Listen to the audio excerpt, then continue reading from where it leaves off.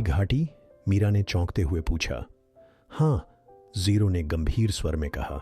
वो जगह जहां सबसे खतरनाक प्राणियों का वास है। वहां से लौटकर कोई नहीं आया है, लेकिन अगर तुम साइरस तक पहुंचना चाहते हो तो तुम्हें वहां जाना होगा। वह जगह कितनी खतरनाक है? मैंने पूछा। इतनी कि वहां का हर कदम मौत को सामने खड़ा करता है, जीरो ने कहा। वहां जंगली वैम्पायर, वेयरवुल्फ और बाकी शापित प्राणी रहते हैं। वो अपनी तरह के हैं और इनसे लड़ना बहुत मुश्किल है। रुद्र ने गहरी सांस ली। लेकिन अगर हम यह नहीं करते तो डैनी को हराने का कोई रास्ता नहीं है। और अगर हम वहां गए तो? मैंने पूछा। अगर तुम उस घाटी में जीते तो साइरस तुम्हारे सामने होगा, जीरो ने कहा। लेकिन याद रखना, वहां से जिंदा लौट पाना एक चमत्कार से कम नहीं होगा। मैंने सोचा, इस रास्ते में मौत जरूर होगी, लेकिन हमारे पास और कोई विकल्प नहीं था। हम सभी जानते थे कि हमें किसी न किसी रूप में अपनी जान की कीमत चुकानी होगी। चलो, मैंने कहा, अगर हमें साइरस से मिलना है तो हमें मौत की घाटी से गुजरना होगा। मीरा और रुद्र ने सिर हिलाया और हम तीनों ने घाटी की ओर बढ़ने का फैसला किया। रास्ता खतरनाक था। हर कदम पर हमें उन खतरनाक प्राणियों से सामना हो सकता था जो इस घाटी में बसा हुआ थे। हम धीरे धीरे और चौकस होकर चल रहे थे ताकि हमें कोई अनहोनी न हो। कुछ घंटों बाद हम उस स्थान के करीब पहुंचे जहां मौत की घाटी का असली रूप सामने आया। यहां अंधेरा घना था और हवा में गंध ऐसी थी जैसे किसी पुराने किले से आई हो। यहां कुछ तो गड़बड़ है, मीरा ने धीमी आवाज में कहा। हमें चुपचाप आगे बढ़ना होगा, मैंने कहा।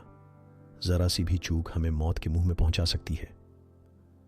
हम बढ़ते गए, लेकिन अब हमारी हर धड़कन तेज हो रही थी। मुझे लगा जैसे कोई हमें पीछा कर रहा हो।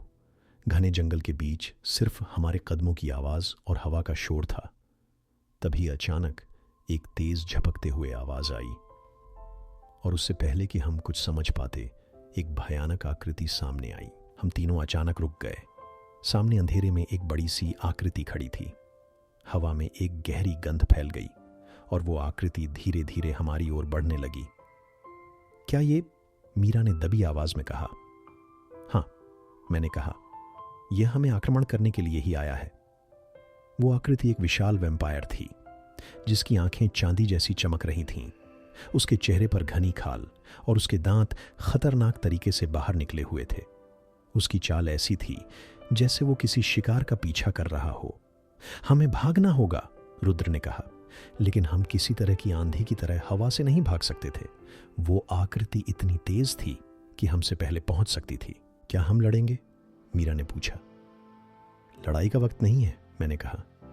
हमें रास्ता ढूंढना होगा। वैम्पायर हमारी ओर बढ़ रहा था और अब हम ज्यादा देर तक बचने का कोई मौका नहीं देख रहे थे।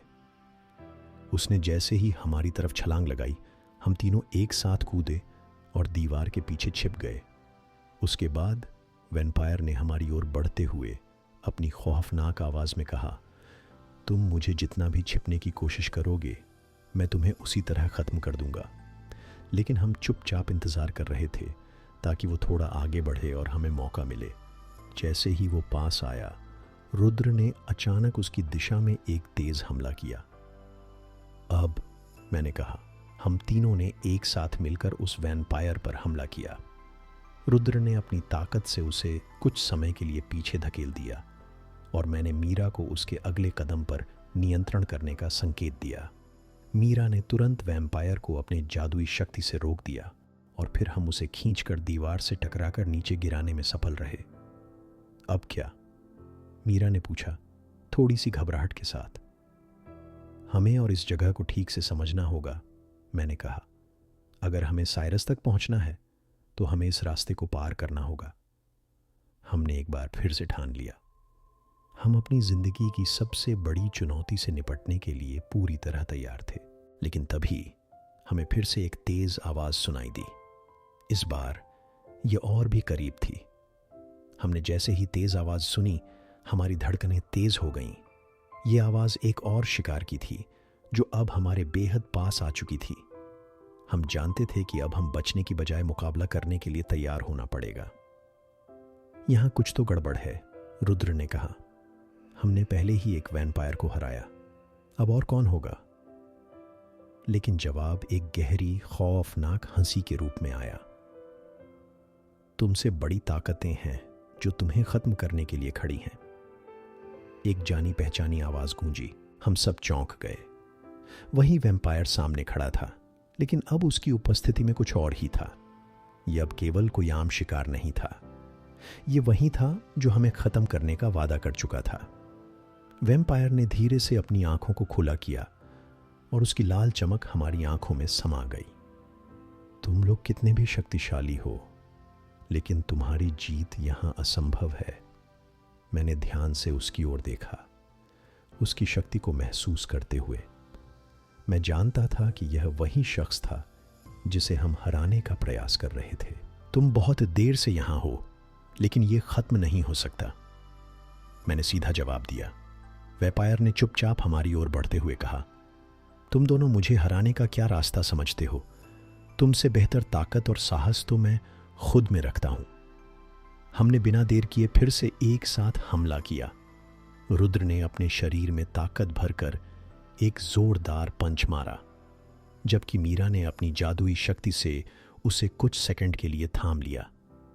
लेकिन जैसे ही हम तीनों मिलकर उसे झटका देने में लगे, उसने हमें एक तीव्र बल से धक्का दे दिया। हम गिर पड़े। तुम जितना चाहो कोशिश करो, उसने हंसते हुए कहा। लेकिन मैं अमर हूं, रुद्र ने जमीन पर गिरते हुए कहा। इससे आगे हम नहीं बढ़ सकते, हमें कुछ और तरीका ढूंढना होगा। सही कहा तुमने, मीरा ने कहा। हमको एक पल के लिए ठहरना होगा और योजना बनानी होगी। हम तीनों एक साथ खड़े हुए और सोचा, अगर हमें इस जीवित राक्षस से जूझना है तो हमें एक नई रणनीति अपनानी होगी। मैंने उसकी ताकत को महसूस करते हुए कहा, हमें साइरस तक पहुंचने का रास्ता पक्का करना होगा। यह वैम्पायर सिर्फ हमारी राह में एक रुकावट है।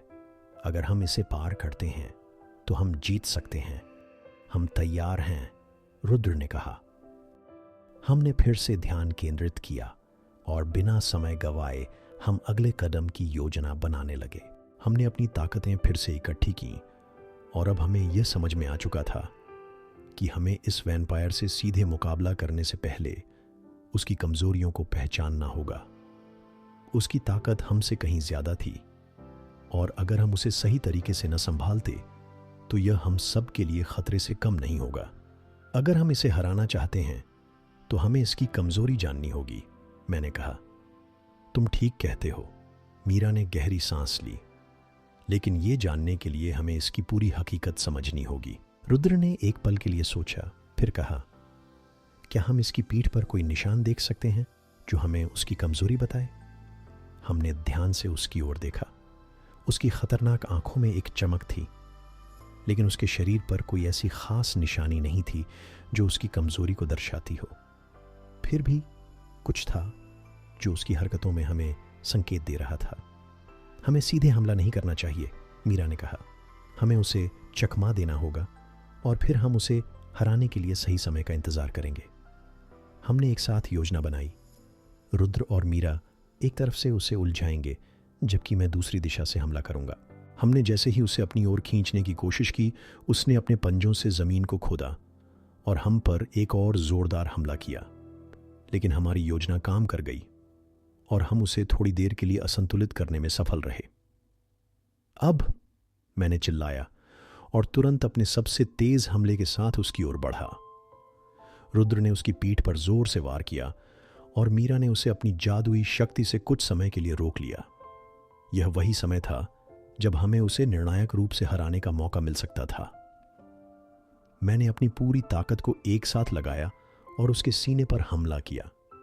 उसकी खाल में दरार पड़ी और हमने महसूस किया कि उससे अब दर्द हो रहा था। यह वही क्षण था जब उसे हराने का सही मौका था। वैम्पायर ने चिल्लाते हुए हमें एक और झटका दिया और हम सब थोड़ी दूर गिर गए। लेकिन इस बार हम बिखरे नहीं थे। हमारी मेहनत और योजना ने उसे कमजोर किया था। वह हमें हराने की स्थिति में अब नहीं था। अब खत्म करो, रुद्र ने कहा। मैंने फिर से अपनी पूरी ताकत से उसकी ओर बढ़ते हुए कहा, अब तुम खत्म हो। हमने मिलकर एक आखिरी हमला किया और यह हमला इतना शक्तिशाली था कि वैम्पायर धरती पर गिर पड़ा।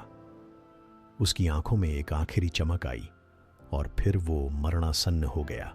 हम सब थक गए थे, लेकिन हमें यह जीत की खुशी नहीं थी। इस वैम्पायर के मरने से हमें कोई राहत नहीं मिली थी, क्योंकि साइरस अभी भी हमें तलाशने की कड़ी में था। अब हमें आगे बढ़ना था। हमने इसे हराया, लेकिन साइरस तक पहुंचने का रास्ता अभी बाकी है, मैंने कहा। हम तैयार हैं, मीरा ने कहा।